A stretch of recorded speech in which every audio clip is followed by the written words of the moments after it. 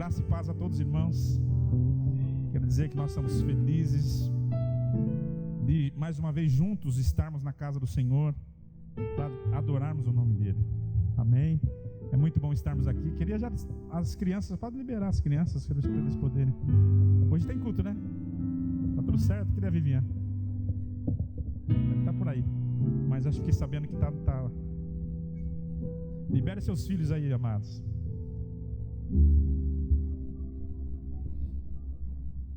Glória a Deus.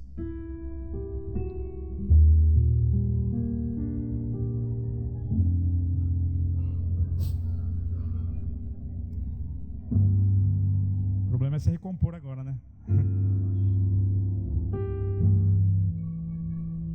Obrigado.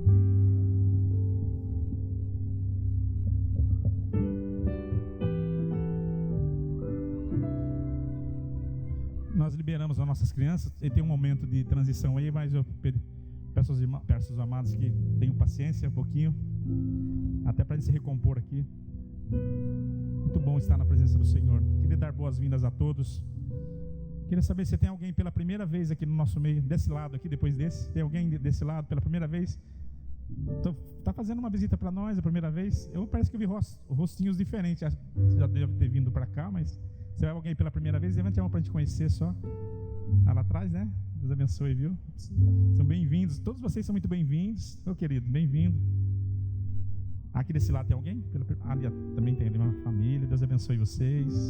Que bom poder já começar o ano na presença de Deus. E eu costumo dizer que essa casa é uma casa abençoada, onde o Senhor tem manifestado a sua presença. Tem manifesto aqui a sua presença e nós temos sentido a presença dele aqui. Queria dar realmente boas-vindas a alguns irmãos que estavam viajando. Sejam muito bem-vindos à casa do Pai. Que bom que você voltou. Que bom que você voltou, pastor Marcelo. Você estava do outro lado do rio, hoje já está aqui. Que bom vê-los. Para a gente recomeçar o nosso ano abençoado. Esse ano que nós temos uma tarefa árdua pela frente. Servir ao Senhor por 365 dias. Alguns dias já passaram. Nós vamos cumprir essa meta esse ano, amém? Quantos vão cumprir essa meta esse ano? Servir ao Senhor todos os dias. Glória a Deus. Nós vamos mudar um pouco o ritmo do culto hoje, porque nós temos alguma coisa que Deus colocou no nosso coração, nós vamos fazer nesse culto, mas depois da mensagem. Glória a Deus. Hoje eu quero falar sobre ensinamentos de Jesus. Vamos aprender com Jesus hoje. Amém? Após Jesus chamar os 12 homens para com ele caminhar, ele começa um início daquilo que chamamos de discipulado, ou ensinamentos a respeito do reino de Deus. Seriam disciplinas sobre uma nova mentalidade, que eles não pertenceriam mais a este mundo. Não seria uma tarefa muito fácil, já que o verdadeiro evangelho nada mais é do que uma mudança de mentalidade, mudança do nosso pensar, da nossa cultura e também das convicções. E a tarefa de Jesus era pegar homens diferentes e trazê-los para uma nova realidade. Primeiro ele chama, ele convoca, no meio da multidão ele convoca e traz para perto dele para trazer uma nova mentalidade a essas pessoas. Imagine pegar diferentes culturas, individualidades e temperamentos e levá-los ao entendimento do que é servir a Cristo e do que é viver um verdadeiro evangelho baseado numa unidade de pensamento. Não seria uma tarefa tão fácil. Infelizmente hoje os conceitos humanistas têm tomado conta das nossas igrejas. O evangelho que se é pregado hoje tem muito mais uma característica de agradar os homens do que ensinar sobre os verdadeiros preceitos de Deus. Passou muito tempo.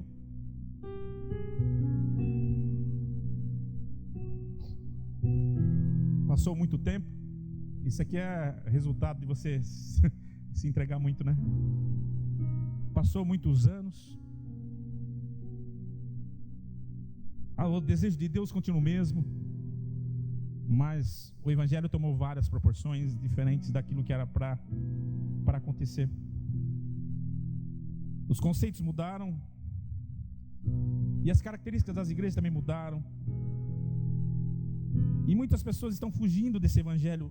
E o Evangelho tem se tornado hoje um Evangelho sem compromisso, um Evangelho mais unilateral do que bilateral, um Evangelho de uma via só, onde Deus ele cumpre a sua parte, mas eu não cumpro a minha. Imagine vocês, Jesus, ele na formação, ele quer ensinar os seus discípulos até os dias de hoje. Muito mais, hoje nós vivemos muito mais um momento de levarmos a um culto emocional do que um culto racional, muito mais social do que espiritual. Hoje os nossos cultos, eles são baseados hoje nos templos modernos, eles são mais baseados nas frases de efeito, na chamada lacração aí, que fazem muito sucesso nos dias de hoje. Não estão preferindo mais a palavra genuína que sai do altar. Sem falar nos conceitos praticados por uma religião que entrou para sistematizar com suas regras e com seus cultos ritualísticos, transformando um culto mais complexo do que simples. Vestindo uma roupagem de aparência falsa, que esconde para debaixo do tapete e por detrás de suas vestes suas maldades e até intenções falsas. Já os grandes teólogos da nossa geração estão preocupados, debatendo nas redes sociais quem é pós ou pré-tribulacionista, quem é calvinista ou não. Temas relevantes na mentalidade soberba das suas ideias, do autoconhecimento que eles querem demonstrar ter. E muitos homens desses que são admirados por a maioria de nós, não passa de uns narizes empinados, arrogantes, que não querem ouvir, mas querem só ensinar algo que eles detêm como verdadeiro. Já os grandes líderes da nossa nação estão defendendo seus currais eleitorais, suas conquistas patrimoniais, defendendo o nome das suas denominações. E o que vemos hoje é uma nação de evangélicos sem evangelho, digo, de um verdadeiro evangelho. E Jesus quer nos ensinar aqui alguma coisa. E não dá para questionar a sinceridade de muitos, e nem as suas intenções, se são falsas. A maioria são verdadeiras. Mas hoje o que na verdade é questionável é a forma e a maneira que estão sendo conduzidas as igrejas da nossa geração e dos nossos dias. Se nós pegarmos os 7 primeiros capítulos do livro de Mateus, mais propriamente do capítulo 5 ao 7, que são 5, 6 e 7, que são ensinamentos de Jesus puro, todo cristão deveria, se há 3 capítulos, se debruçar sobre esses capítulos, você vai aprender muito sobre o que é Jesus e quem somos nós como discípulos de Jesus. Estou fazendo essa introdução antes de ler a palavra, porque eu quero levá-los hoje à ideia de que nós estamos vivendo um tempo muito difícil, onde uma multidão está atrás de Jesus. Isso não é nenhuma novidade. No tempo de Jesus, quando ele esteve aqui, também multidões o acompanhavam e o espremia e o apertava. Muitos seguidores Jesus começou a fazer desde quando ele esteve aqui. E essa multidão tem crescido dia após dia, seguidores de Cristo Jesus. Mas nos últimos dias, o Senhor quer nos ensinar, como ele fez com os seus discípulos, a estar bem próximo dele, para aprender no seu santuário os seus ensinamentos.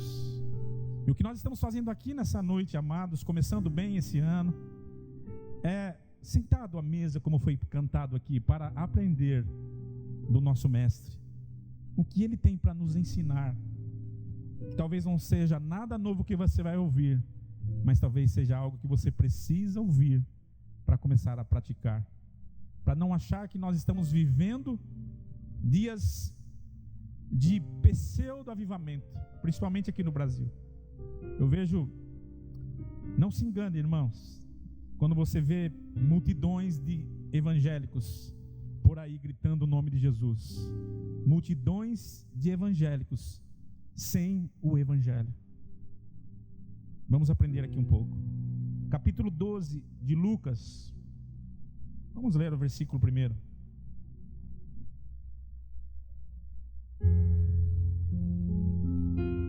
Ajuntando-se, entretanto, muitos, milhares de pessoas. Olha só que palavra, irmãos. Aqui não fala de algumas pessoas. Fala que muitas milhares de pessoas se juntaram, de sorte que atropelavam uns aos outros. Era muita gente. Começou a dizer aos seus discípulos, na minha tradução diz que ele começou a dizer primeiro aos seus discípulos. E eu queria fazer uma distinção antes aqui de continuar essa palavra, porque Jesus, ele, embora milhares de pessoas seguiam ele, milhares de pessoas estavam atrás dele, mas Jesus sabia distinguir muito bem a intenção daqueles seguidores, quem era e quem não era, quem estava realmente buscando algo dele mais do que o alimento, e mais do que a graça, mais do que a bênção dele. Por isso Jesus sempre se referia aos seus discípulos, porque entre a multidão ali havia algumas pessoas que eram discípulos de Jesus. E qual é a diferença entre os seguidores discípulos e os não discípulos? Os discípulos, eles querem mais. Os discípulos querem, além do pão e do peixe, eles querem algo mais. Eles querem algo a mais do mestre. Eles querem aprender mais. Eles querem crescer mais. Eles querem conhecer mais. Essa era a diferença da multidão. Enquanto muitos estavam seguindo Jesus porque viam nele, é claro, ele era o milagreiro, ele era aquele que transformava, aquele que estava fazendo multiplicação de pães, aquele que estava fazendo multiplicação de peixes, aquele que estava curando, resolvendo grandes problemas de dificuldades como doenças, como coisas impossíveis, era paralítico que andava, era cego que via, enfim, estava acontecendo muitos milagres. Então isso começou a juntar muita gente, e nós aprendemos que as pessoas sempre estarão atrás do milagre. Basta dizer que o milagre está acontecendo e todos querem ir para aquele lado. Estar perto de Jesus sempre foi uma característica das pessoas. E Jesus estava preparando os seus discípulos. Eu costumo dizer que essa igreja não é uma igreja de multidão, mas é uma igreja que gosta de preparar discípulos. Essa é a nossa intenção. É fazer com que você cresça, com que você queira mais, além do pão e do peixe, que sim, Ele é capaz de nos entregar. Amém? Jesus, ele começa a falar primeiro aos seus discípulos. Coloca de novo lá para mim. E a primeira coisa que Jesus fala aos seus discípulos, ele fala assim, viu? Olha só, acautelai-vos primeiramente do fermento dos fariseus, que é a hipocrisia. Acautelai-vos primeiramente. Primeira coisa que vocês vão aprender comigo, disse Jesus aos seus discípulos: vocês devem tomar cuidado com o fermento dos fariseus. O que seria o fermento dos fariseus? A hipocrisia.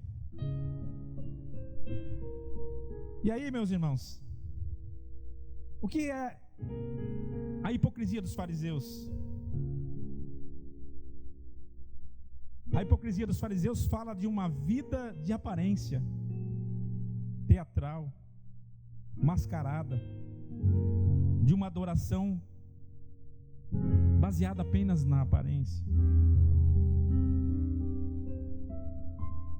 Uma geração maldosa que sabe o certo, mas prefere fazer o errado, que sabe apontar os defeitos, mas não é capaz de mover uma palha para ajudar alguém, que aponta e julga os pecados alheios, que aponta o cisco no olho do irmão, mas não consegue tirar a trave que está em seu próprio olho.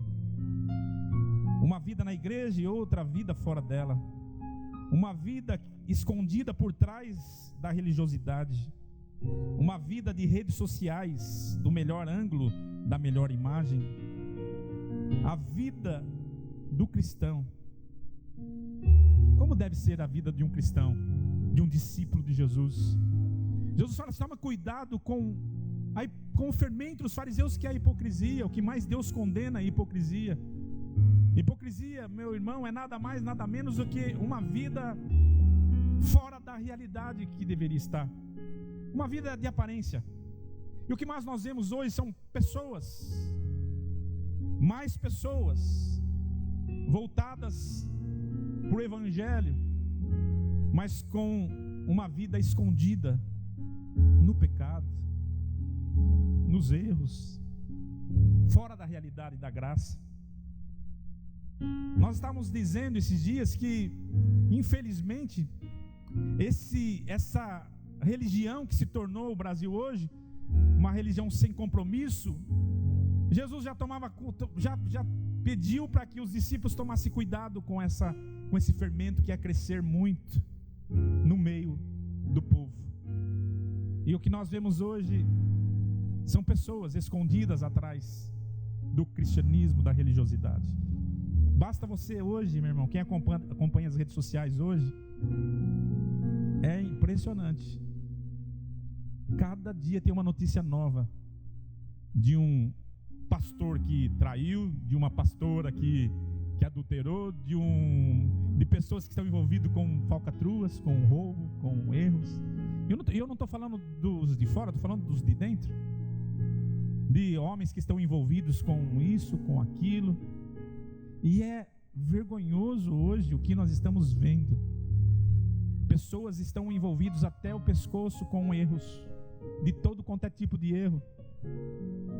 Meu irmão, coisas que, se você for colocar à luz, dá vergonha realmente dizer que você é cristão nos dias de hoje, ao mesmo tempo que muitos batem no peito que o Brasil é um país evangélico. Mas que evangelho é esse? Que evangelho é esse que nós estamos vivendo? De escândalos,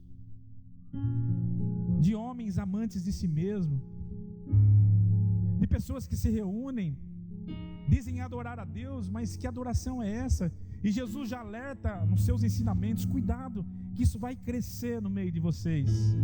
Essa hipocrisia, ela vai crescer no meio de vocês.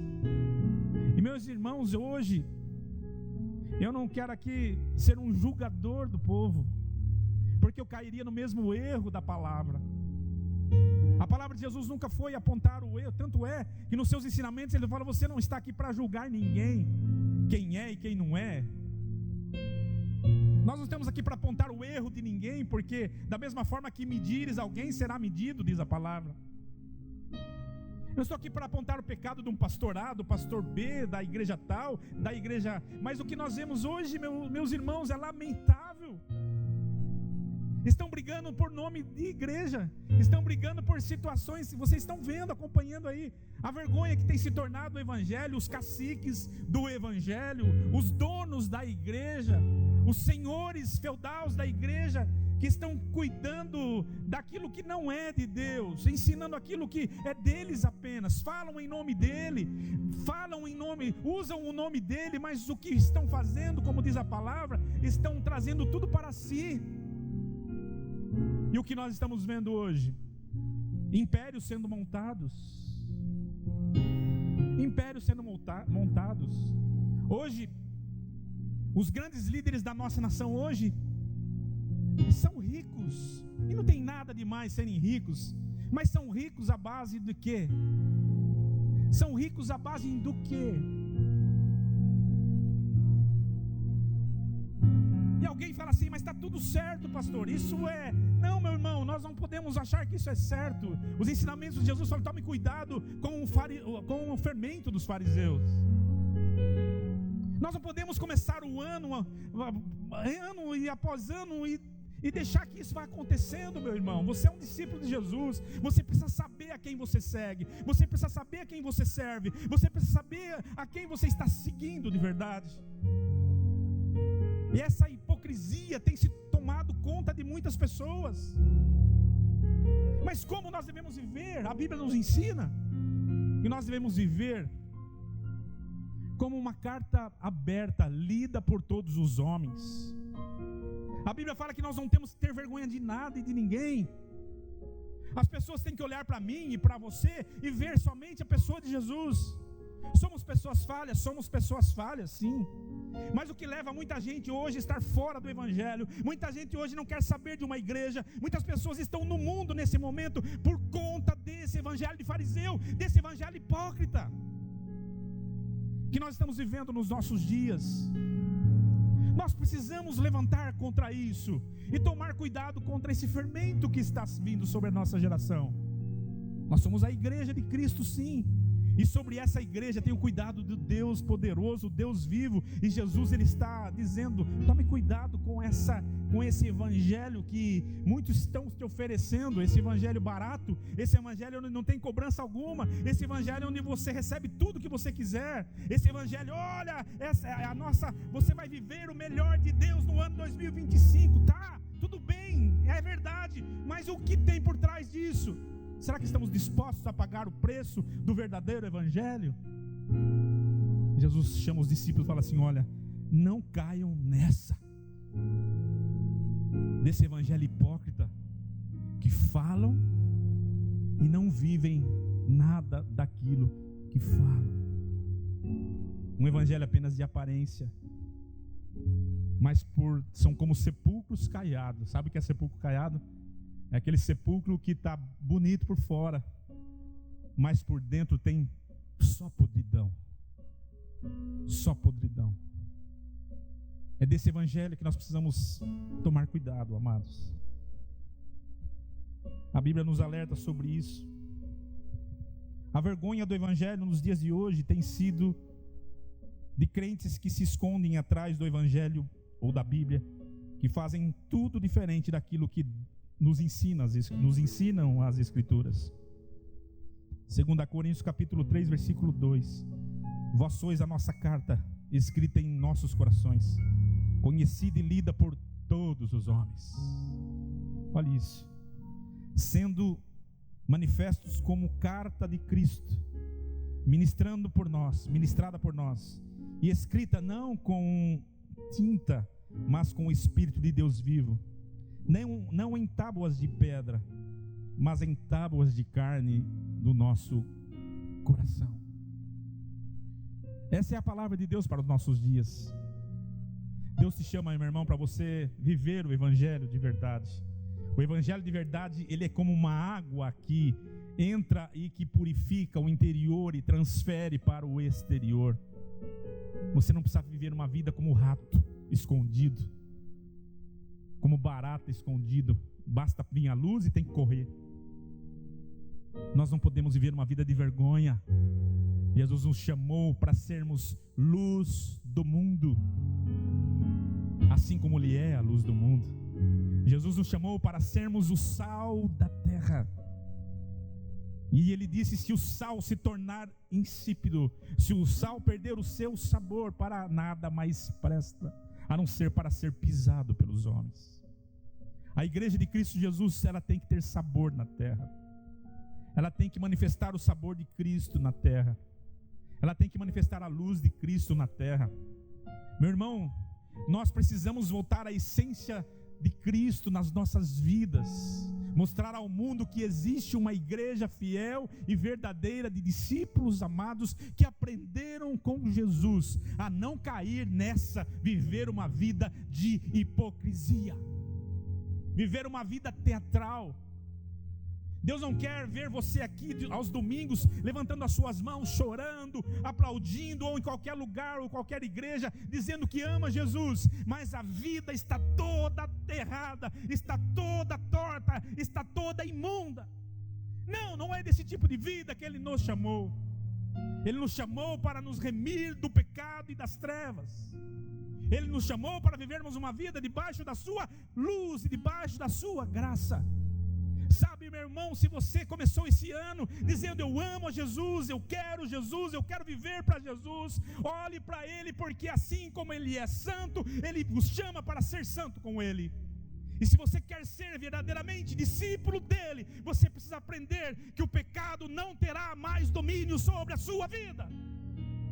Não terá domínio sobre a sua vida. Por isso eu digo: saia dele, saia dos erros, volte à essência do amor de Deus, volte à essência de Cristo, volte à essência da adoração, e comece esse ano pensando: eu vou trazer a minha vida na presença de Jesus.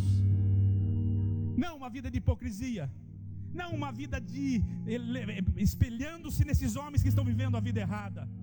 Você não precisa espelhar em nenhum desses homens. Não é porque eles erram e talvez tenha a maior autoridade que você deva espelhar nele. Não, você tem uma referência. A Bíblia diz que Jesus em tudo, Ele foi tentado, mas sem pecado. Jesus foi tentado em todas as tentações que eu e você sofremos todo dia. Ele foi tentado da mesma forma. Assim como nós, homem, Ele venceu o pecado. E Ele sabe que não é fácil combater essa praga que é o câncer que tem levado o homem para o inferno. Não é fácil combater isso, mas Ele disse para nós: vocês terão ajuda, eu estarei com vocês todos os dias. Todos os dias.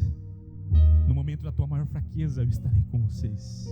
Discípulos, essa é a nossa realidade. Discípulos, essa é a nossa realidade. Não se engane, não fique achando que está tudo bem. Se você não está vivendo uma vida correta na presença de Deus, não está tudo bem. Isso chama-se hipocrisia.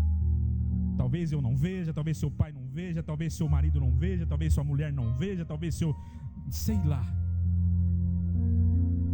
Mas há um olho que tudo vê. E diz a palavra que todas as coisas são nuas e patentes diante do seu olhar. O Senhor conhece o meu e o seu coração. Ele sabe as mazelas que nós temos nas nossas almas e nos nossos pensamentos. E a palavra dele não é de condenação, a palavra dele é de salvação. Acautelai-vos, discípulos, do fermento dos fariseus, que é a hipocrisia. Eu chamo vocês, meus irmãos, essa noite para nós abrirmos os nossos olhos espirituais e enxergarmos quem somos diante dele. E se alguma coisa não está bem, é tempo de nós chegarmos diante dele e falar: Senhor, o Senhor é que nos purifica de todo pecado. A Bíblia fala que o sangue de Jesus nos purifica de todo pecado. De todo pecado. Não existe pecado que ele não possa nos purificar.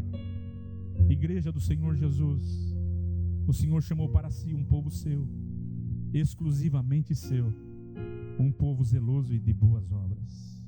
A igreja não pode ser a vergonha do Evangelho. A igreja não pode ser a vergonha de Cristo.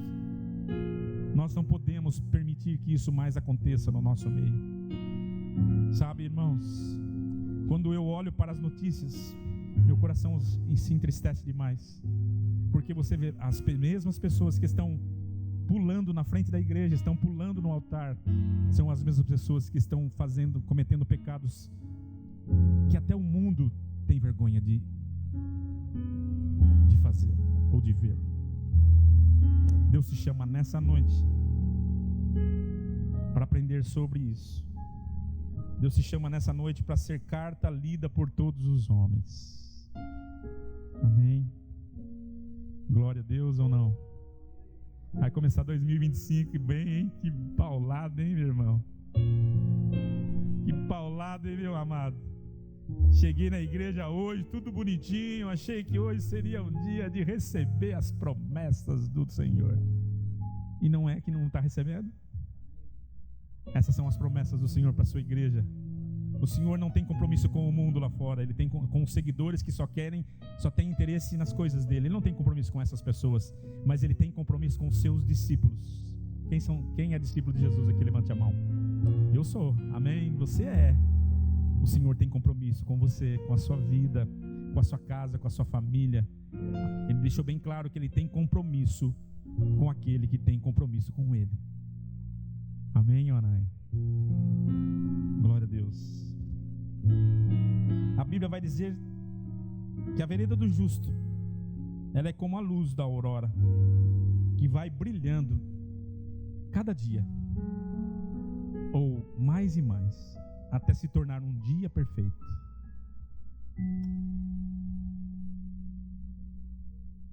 Talvez você olhe para você e fale assim: nossa, meu Deus, eu estou tão longe, estou tão longe. Estou tão longe dessa realidade. Eu também. Mas você sabia que a nossa cooperação na salvação é essa?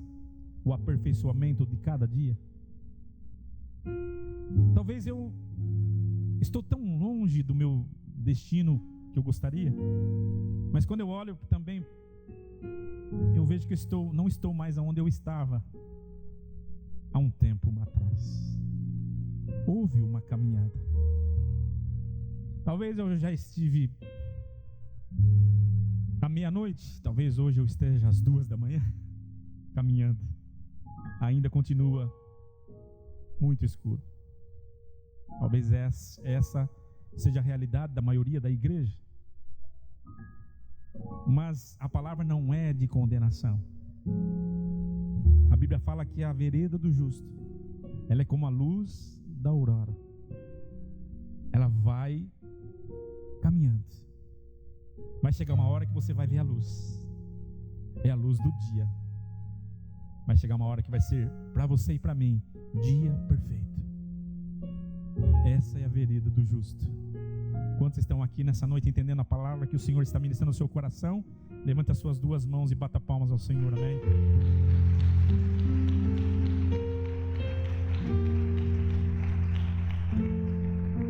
Outro ensinamento de Jesus,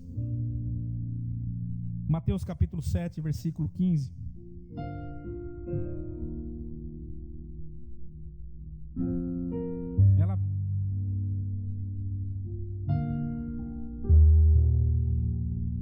Acautelai-vos, porém, dos falsos profetas, que vêm até vós vestidos como ovelhas, mas interiormente são lobos devoradores.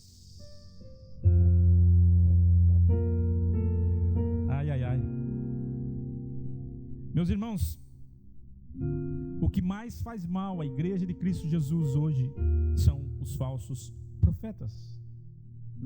Quem são os falsos profetas? Aqueles profetas que falam em nome dele, que dizem o que ele quis dizer, mas na verdade são falsos. Deus não falou e Deus não fez. Deus não vai fazer através da sua boca. Mas vestem como pele de ovelhas, mas por dentro são lobos devoradores. Sabe, eu vejo muita gente com falta de preparo na palavra, falta de conhecimento da Bíblia, falta de conhecimento de saber quem está servindo, não teve uma profundidade ainda nas coisas de Deus, e gosta de ouvir todo mundo. Gosta de ouvir desde... Eu queria falar uns nomes aqui, pastor Marcelo, não vou falar para ser ético. Mas gosta de ouvir desde tal a tal. E comem de tudo. Todo tipo de lixo. Sabem, vivem na lixeira. E aí ficam em dúvidas do que é certo, do que é errado. Será que o que falam é isso mesmo? Porque parece uma contradição. Eu vou na igreja domingo, pastor pau. Aí eu ouço o outro lá que é um mentor, é um especialista, é um doutor, e ele fala diferente. Não é bem assim. Esse não é bem assim, é meio conhecido, né? Esse não é bem assim, é conhecido. Lá no jardim teve alguém que falou assim: não é bem assim. Aí entre os falsos profetas são lobos devoradores. O que o Senhor está dizendo? Cuidado com os falsos profetas. Cuidado com quem vocês estão ouvindo que falam sobre mim, que falam sobre Deus, que falam aquilo que eu não falei, que profetizam aquilo que eu não falei. E o que nós mais estamos vendo hoje, irmãos, quantas profecias que falaram que ia acontecer uma coisa e não aconteceu. Quantas profecias que diziam assim: olha, esse ano vai ser o ano da sua vida, e foi o pior ano da sua vida. Quantas profecias que disseram assim: olha, vai viver, e não viveu. Quantas profecias que disseram assim: vai morrer, e não morreu. Mas se isso fosse ainda ser falso profeta, existem muitas profecias que não acontece porque Deus não falou e nem o diabo falou, foi a pessoa que falou. Mas existem os lobos devoradores, pessoas que têm a intenção falsa de te enganar. E é disso que nós precisamos tomar cuidado. Mas como, pastor, se eu sou tão ingênuo ainda, eu não conheço profundamente, como é que eu posso saber se isso é de Deus, se isso não é de Deus? E o próprio Jesus ensina: acautelai-vos, e na palavra dele ele vai nos dar a resposta, o que nós devemos ou não devemos fazer. No versículo 16 diz assim, no versículo 15 fala para tomar cuidado, porque eles são um lobo devorador, mas no versículo 16 ele já fala: por seus frutos o conhecereis. Porventura colhem-se uvas de espinheiros, ou figos dos abrolhos? Está aí a resposta. Você acha que um falso profeta é conhecido pela sua fala, pela sua inteligência, por aquilo que ele conhece? Não, não é pelas folhas, é pelos frutos. Você sempre deve analisar, meu irmão, a vida de uma pessoa que se diz profeta. Como é a vida dessa pessoa? Como é a vida dos falsos profetas? Como ele se comporta? Como são suas atitudes? Às vezes nós damos muito mais preferência a uma eloquência de um pregador conhecido, que você acha maravilhoso. Eu não gosto muito quando o pastor Samuel prega, quando o pastor Eliseu prega, quando o pastor Marcelo prega. Eu gosto mesmo, se eu pudesse na igreja, eu ia pregar na igreja do fulano, ou desse Beltrano, ou desse Ciclano. É desse que eu gosto. A pergunta é: você conhece a vida? Você conhece a caminhada? Você conhece essa pessoa? Você sabe como ele é? Aqui você conhece as nossas falhas, os nossos defeitos. Você conhece a nossa vida, a nossa história, quem somos. E esses homens que você admira, você conhece? Quem diz para você que não é um falso profeta? Será, pastor? Não sei. Eu não estou julgando ninguém. A palavra diz: só tome cuidado e olhe para as suas atitudes.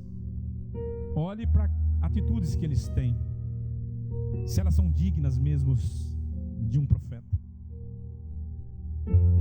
É engraçado, né? Os profetas no tempo de Jesus, ou antes de Jesus, porque o último profeta foi João Batista. Não existe mais profeta depois de João Batista. O último profeta na Bíblia foi João. Hoje a profecia, ela é entregue pela palavra. É o que eu estou fazendo aqui essa noite. Existe o dom de profecia, mas o dom de profeta não existe mais. Existe o dom de profecia. O profeta acabou em João.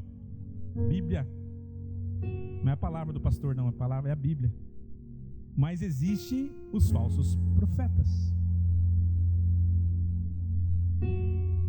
É interessante que as profecias que esses homens trazem não condiz com a vida que eles levam, porque antigamente os profetas eles Eles eram homens simples, homens dedicados, homens que não viviam para esse mundo. Mas os profetas da nossa geração hoje, todos eles dão ênfase a esse mundo. E a maioria são milionários. E se tiver uma oportunidade, eles vão ostentar as mansões que eles já compraram no Brasil, fora do Brasil, seus carros, os seus jatos particulares. E eles ostentam dizer que essa é a nação que Deus quer. E você fica vendo isso e fala assim: meu Deus, mas pastor, será que nós não estamos equivocados? Às vezes nós temos dificuldade para pagar o nosso aluguel, pastor. Às vezes nós temos dificuldade de colocar algo novo na igreja, porque nós não temos esse recurso. Será que nós não estamos no caminho invertido, pastor? A Bíblia fala que pelos frutos o conhecereis. Não se colhe fruto bom de árvore ruim. Não adianta você querer colher coisa boa de algo que é ruim. Então basta você analisar. Quando a Bíblia fala cautelai-vos, discípulos dos falsos profetas, está dizendo assim: tome cuidado só. Amém? Toda árvore que não produz bom fruto é cortada e lançada no fogo. Portanto, pelos seus frutos o conhecereis. Nem todo aquele que diz Senhor, Senhor entrará no reino dos céus, mas aquele que faz a vontade do meu Pai que está no céu. Como você conhece então ou discerne um lobo de uma ovelha, um pastor de um falso profeta? Jesus simples, ele disse: pelos seus frutos o conhecereis. É possível alguém estar em Cristo e mesmo assim não dar frutos? É possível? O que diz lá em João capítulo 15? Jesus ele deixou bem claro no versículo 2: toda vara que estando em mim não der fruto será cortada. É disso que se trata. Não tem como você estar em Cristo, falar de Cristo e não dar fruto. Porque se você está em Cristo e não der fruto, será cortado, diz a palavra. E se der fruto, será limpo, para que dê mais fruto ainda. Amém? Se você quer viver uma vida no Evangelho verdadeiro, primeiro, espelhe-se em Cristo Jesus. Ele é o Senhor, que você não vai encontrar falha alguma nele. Nenhuma falha você vai encontrar nele. Primeiro, espelhe-se nele. Depois, sim, espelhe-se no seu líder. Olhe para ele. Você não vai encontrar perfeição alguma,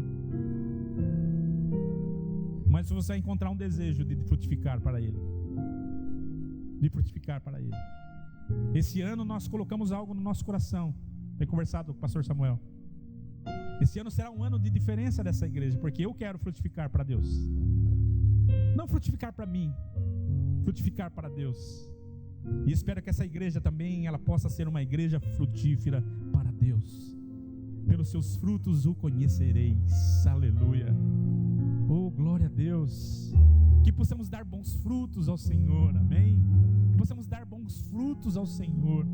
Não frutos da nossa essência, porque a nossa essência ela é maldosa, mas os frutos do Espírito possam ser frutificados dentro do nosso coração.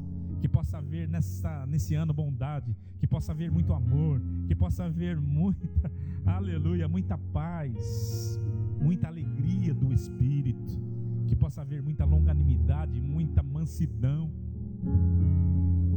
O Senhor quer que isso aconteça no coração dos seus profetas dessa geração.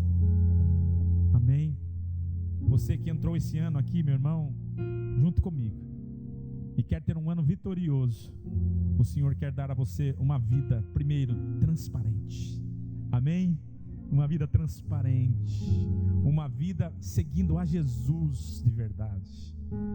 Aleluia. Uma vida de uma igreja que viva um verdadeiro evangelho, o evangelho de Cristo Jesus. Acautelai-vos dos hipócritas, acautelai-vos dos falsos profetas. O Senhor está nos ensinando hoje, e Ele quer nos ensinar mais. Amém? O segredo do fruto: não basta permanecer nele. Eu sou a videira e vós sois as varas.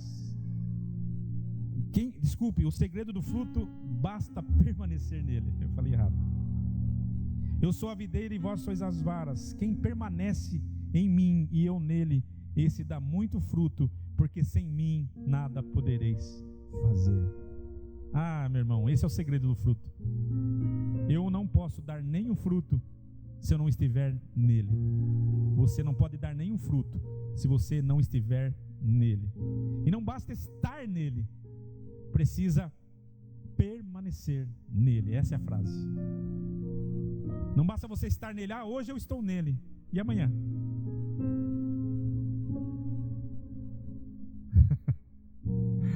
Tem irmão que ele está em Cristo no culto, mas na semana é o Satanás que está nele. Muda completamente. Meu Deus, quanta diferença. Boca suja, irritado, nervoso, sabe, sem paciência, iracundo. Aí você vai vendo as atitudes. Não basta estar nele, tem que permanecer nele. Toda vara que permanecer em mim, essa dará muito fruto. Amém? Lembre-se disso. Você vai sair daqui essa noite, você vai para sua casa, meu irmão, você vai trabalhar amanhã e você vai permanecer nele. A essência vai estar em você, aleluia. As atitudes de mansidão vai estar na sua vida. Amém? Lembre-se disso, irmão, irmã, que fica com as facas nos dentes, que não tem paciência para nada, que já está irritada comigo só de eu falar isso. Já quer dar um peteleco no pastor. Para com essa conversa. Amém ou não amém? Se a nossa vida não refletir, se a nossa vida não replicar aquilo que nós estamos ouvindo aqui essa noite, de nada do que eu estou falando que vale a pena. Vai ser novamente uma hipocrisia, vai ser um fermento do fariseu no nosso meio. Meu irmão, que você saia daqui esta noite querendo amanhã refletir o mesmo discurso de hoje na sua vida. Saia daqui amanhã e lá no seu trabalho você seja o reflexo dessa palavra. Eu tenho que permanecer nele. Eu tenho que permanecer nele, meu irmão. Não se trata de nós acharmos que vamos conseguir pela nossa força. É permanecer nele. É junto com ele, é saber que ele está com você. Jesus está comigo. Ah, então eu vou conseguir vencer esse meu amigo, esse meu inimigo, esse meu irmão, esse meu algoz que está querendo acabar com a minha vida. É permanecendo nele que você vai dar fruto. Amém? É permanecer nele. O Zé que está coçando a careca não é por nada não, né, Zé? Quando a gente coça a careca assim, fala assim, meu Deus, como permanecer nele? Sabe que essa preocupação deveria estar na igreja, né? Quantos estão aqui, irmão, por favor, ouvindo a palavra? O Senhor hoje está falando comigo e com você. Eu quero começar esse ano. Como vou começar esse ano? Dando muitos frutos. Amém? Dando muitos frutos. Pastor, mas eu não tenho condição de dar fruto nenhum. Tem sim, meu amado. Estando nele, permanecendo nele, você vai dar muitos frutos para Deus. Amém? Você vai sair daqui hoje pensando nessa palavra no seu coração. Glória a Deus. Muitos me dirão naquele dia, Senhor, Senhor, não profetizamos nós em teu nome, e em teu nome não expulsamos demônios, e em teu nome não fizemos muitos milagres. Então lhes direi claramente, nunca vos conheci. Apartai-vos de mim, vós que praticais a iniquidade. Essa palavra aqui é para aqueles que acham que vão receber galardões de Deus, ou que vão receber alguma coisa de Deus apenas porque estão fazendo a obra de Deus. Mas Deus sabe quem é falso e quem é verdadeiro. Deus sabe quem está fazendo a obra de verdade ou apenas enganando as pessoas ou a si mesmo. Deus conhece os corações. Então muitos dirão naquele dia: eu fiz isso, eu fiz aquilo outro. Então aqui está a resposta: eu vos direi naquele dia: nunca vos conheci, apartai-vos de mim, vós que praticai a iniquidade. O terceiro ensinamento de Jesus a seus discípulos: o verdadeiro evangelho não é filosofia, histórias ou contos bonitos. Também não é só obter conhecimento de quem Ele é e do que Ele fez e do que Ele pode fazer. O verdadeiro evangelho, ele é a ação. Amém? Ele é a ação. Jesus deixou bem claro isso quando Ele disse: aquele que ouve as minhas palavras e as pratica, eu vou comparar aquele que edificou a sua casa na rocha. Veio o vento, soprou sobre ela, veio o vendaval e ela permaneceu em pé. Mas aquele que ouve as minhas palavras e não as pratica, não as coloca em ação, eu vou compará-los àquele que construiu a sua casa na areia, que veio a chuva, veio o vento, veio o vendaval, bateu sobre ela, e grande foi a sua ruína. Sabe, irmãos, frequentar a igreja, ouvir a palavra, obter alguma coisa que alegre o nosso coração, faz muito bem para as nossas almas. A pergunta é: por que muitos não permanecem em Deus? Por que muitos não estão mais aqui? Pastor Samuel, são 23 anos esse ano, vai completar. Foi 2002 que nós começamos essa obra. 23 anos. Será completado esse ano, 2025. E a pergunta é: por que muitos não estão mais aqui no nosso meio? Por que muitos que já passaram por aqui, Pastor Selmi, se todos que passaram por aqui, nesse tempo todo, estivessem conosco aqui, não teria lugar nessa casa para suportar o tanto de irmãos que já passaram por aqui. Olha só, essa igreja não comportaria as pessoas. Eu digo que mais de 1.000 pessoas estariam aqui. Nós precisaríamos estar em outro, com certeza em outro barracão, em outro salão, em outra igreja. Pastor, mas por que não estão aqui? A igreja é ruim? Será que a palavra não precisa ser mudada?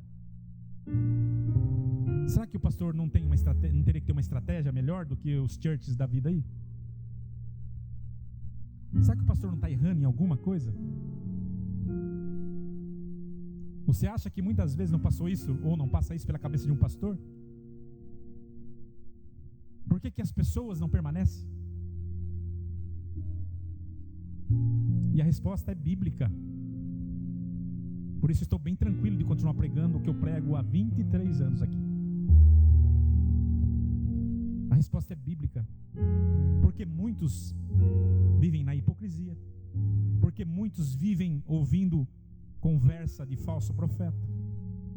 E porque muitos não colocam em prática aquilo que ouve, o que acontece aqui. E Jesus deixou bem claro que quem ouve e não pratica é a mesma coisa que construir uma casa na areia. Não tem constância.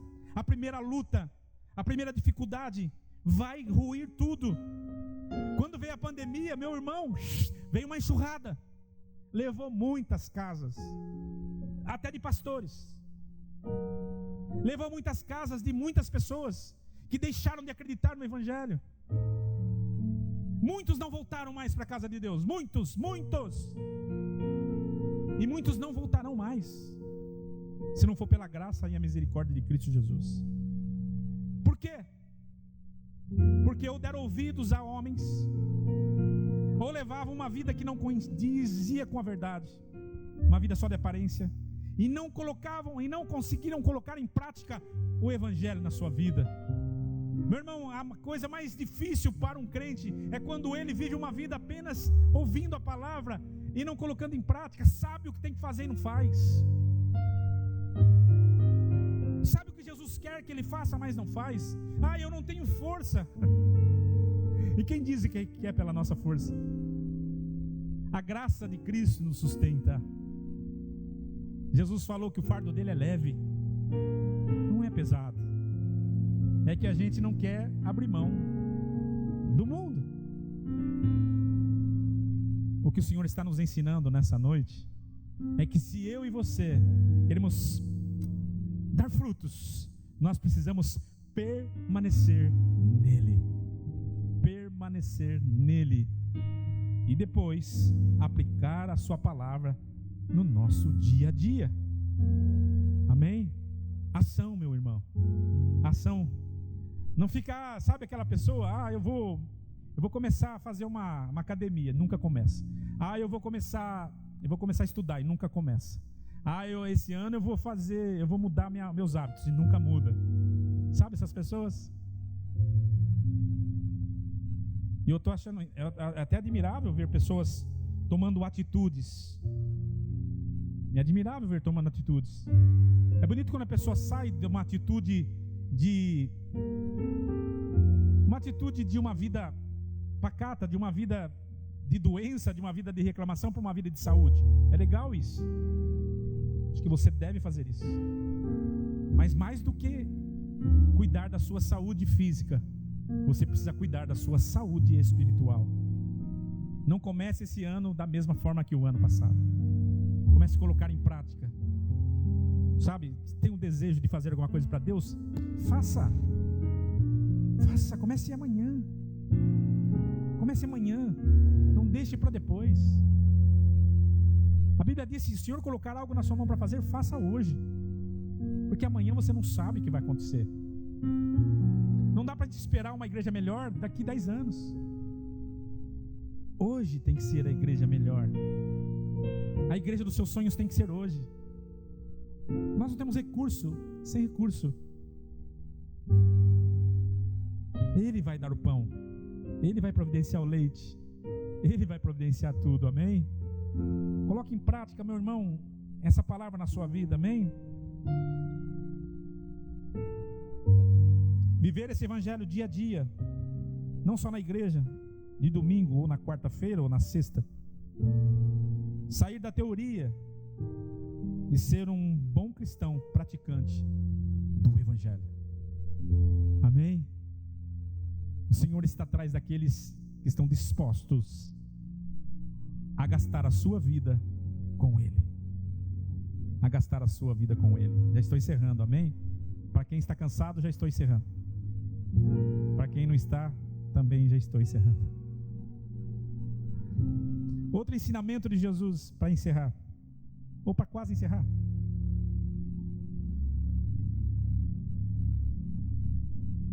O que significa misericórdia? O que significa misericórdia? Mateus capítulo 9, versículo 13. Por favor, coloca para mim. O que você acha que significa misericórdia? Foi o que Jesus perguntou? Ide, porém, e aprendei o que significa misericórdia. Quero e não sacrifício, porque eu não vim para chamar os justos, mas os pecadores ao arrependimento. Irmãos, nós não estamos construindo uma igreja de pessoas perfeitas. Sabe, hoje os religiosos, eles estão atrás de uma igreja perfeita e só podem fazer parte desse circo quem eles acham que essa pessoa seja perfeita, porque aparentam ser essa pessoa perfeita. Sabe? Quem é essa pessoa perfeita para muitos? Jesus deixou bem claro nos seus ensinamentos: eu vim para uma igreja de misericórdia. E o que significa misericórdia? Misericórdia significa amor. A gente tem a mania de olhar para o irmão e falar assim: meu Deus, o que esse irmão está fazendo aqui? Quem é você para estar aqui? Sabe, ainda mais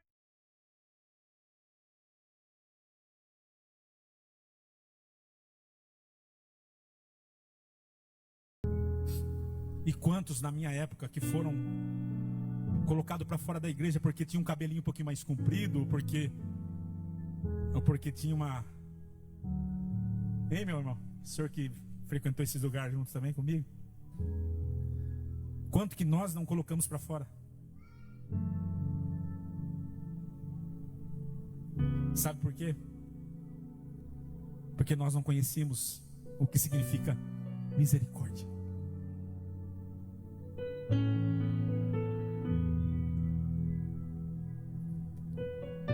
Quando eu aprendi o que é misericórdia, irmãos, nunca mais eu coloquei ninguém de banco. Não que não merecesse. Mas a misericórdia, ela tem que ser maior do que a nossa justiça. Sabe o que o Senhor está dizendo aqui nessa noite? Igreja, aprenda a ter misericórdia. Misericórdia eu quero. Amém? Glória a Deus. O Evangelho é o poder de Deus para salvar o mais terrível pecador. Precisamos amar simplesmente porque Ele nos amou primeiro. Amém? Não adianta você querer conviver com pessoas e querer estar excluída das pessoas. Você tem que aprender a amar o seu irmão, amar o seu próximo, como você ama você mesmo. Isso faz parte do mandamento dele. Isso chama-se misericórdia. Amém? Misericórdia. Amar quem gosta e faz o que você quer é fácil. O duro é amar aquela pessoa que só te faz mal. E só te faz mal mesmo. Ame essa pessoa, independente das suas atitudes. E aqui na igreja, ame essas pessoas. Amém? Às vezes eu falo assim que Deus é tão maravilhoso, que lá no ano de 1910 o irmão discutiu com outro irmão, ou com um amigo, e ficaram sem se conversar. Aí depois em 1900 e bolinha, eles se encontram no mesmo lugar, para congregar na mesma igreja, e fala assim: Jesus amado, que Deus é esse? O Senhor quer ensinar o que significa misericórdia para nós. Amém? Você pode erguer as suas duas mãos e bater palmas ao Senhor. Amém?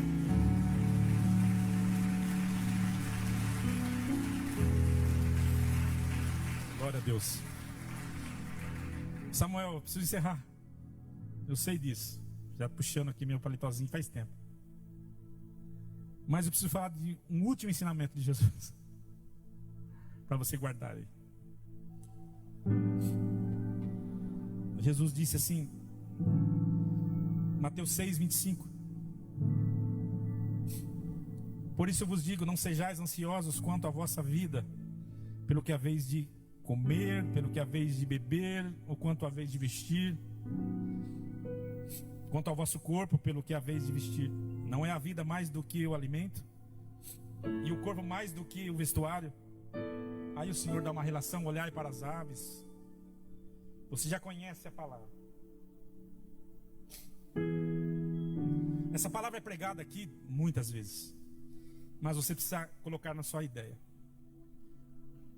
Às vezes a gente ouve muito e pratica pouco.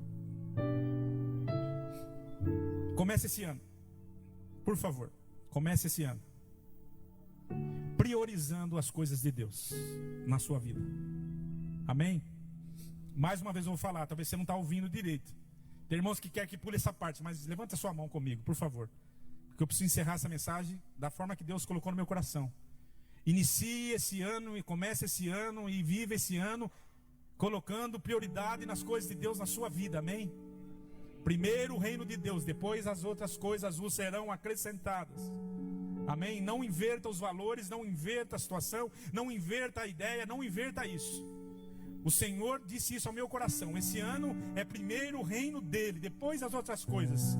Sabe, a gente faz projeto, a gente sonha, a gente quer que aconteça as coisas, nós fazemos planos, nós queremos que esse ano seja melhorando a nossa vida, nós vamos conquistar isso, vamos conquistar aquilo, vamos fazer aquilo outro, vamos, sabe, esse ano é o ano que eu vou gastar meu corpo, minha energia. Faça o que você quiser, pode abaixar a mão. Eu quero dizer uma coisa para você, meu irmão: se você entender essa palavra conforme o Senhor nos ensina, tudo o Senhor vai fazer a meu e ao seu favor. A Bíblia fala que os gentios correm atrás disso. O mundo é assim, mas nós não podemos ser assim, porque o Senhor sabe do que nós precisamos. Mas primeiramente, diz a palavra, buscai o reino de Deus e a sua justiça, e as demais coisas vos serão acrescentadas. Não comece esse ano errado. Não inicie esse ano errado. Esse ano já começou para muita gente. Deus vai abençoar a sua casa, vai abençoar o seu celeiro. Você vai conquistar muitas coisas. Você vai poder fazer a sua caminhada. Você vai poder fazer o seu exercício. Você vai poder fazer o que você quiser. Mas primeiro o reino de Deus na sua vida. Caso contrário, tudo que você fizer não vai valer de nada para você. Vai ser mais um ano frustrante para a sua vida. Amém, querido? Bons resultados virão se você entender a ordem das coisas. E a ordem das coisas é essa: primeiro o reino de Deus e a sua justiça, e as suas outras coisas vos serão acrescentadas. Não troque o reino de Deus pelas suas coisas. Não troque. Talvez você fique me perguntando: Deus, por que eu vivo os mesmos resultados de todos os anos? Porque você ainda não entendeu o que é prioridade. E a prioridade na vida do cristão é o reino de Deus e a sua justiça. Bata palmas ao Senhor.